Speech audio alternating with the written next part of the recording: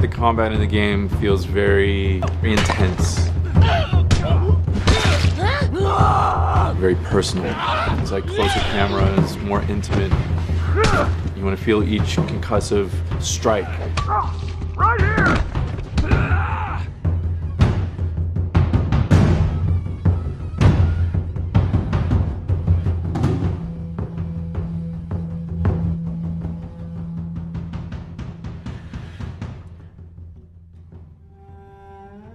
The people you're fighting in this world are no different from you. They're survivors just like you. They're trying to find anything to get by. We want to make you feel for these enemies. We want to make you hate them, feel sorry for them, be afraid of them. Make you feel kind of bad when you shoot at them. You have to feel that there is that consequence to engaging with these people and that there is something at stake. Your objectives aren't lining up, so now it's time to kill or be killed.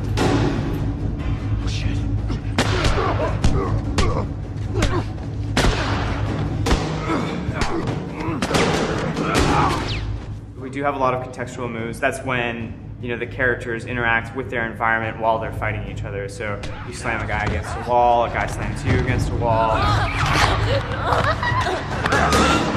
Grounding of the combat in the game world, which kind of makes it a lot more interesting and more real. Nothing really says you're in this environment like having your head slammed against it.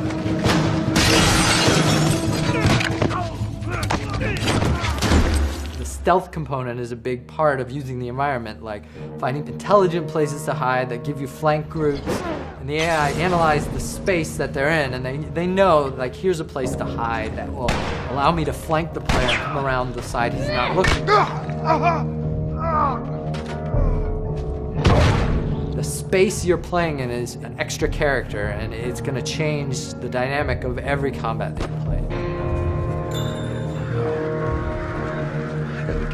And then when an encounter happens, we want things to slow down. I'm going to use this thing that we call listen mode. Lets Joel kind of focus his attention, his hearing. I'll check out this area. Go check over there. If a guy's knocking a can over or he's speaking, I'm going to kind of see a visual representation of that sound in front of me. It lets me kind of know where guys are in the world. But that lets us build tension. And that lets me now look at Ellie and see where Ellie's at and kind of approach the situation carefully.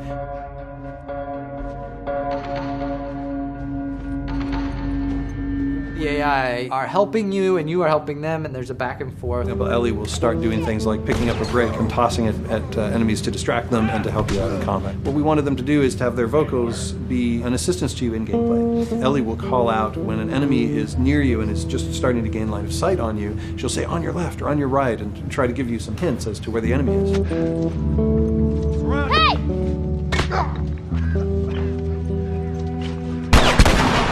I'm in a jam as Joel, and I'm pinned to the ground by a clicker. Tess might come in and like shoot an infected right off of me, and it's like, cool. I'm relying on them, and they're relying on me, and I feel like I'm working through this space together with them.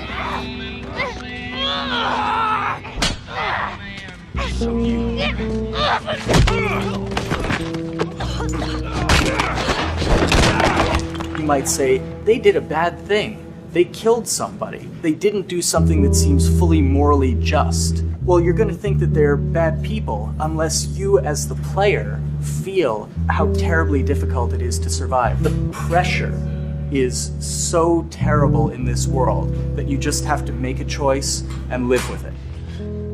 Right now, I'm gonna jump down there and I'm gonna clear us a path. What about me? You reckon you can handle that? Just so we're clear about back there, it was either him or me.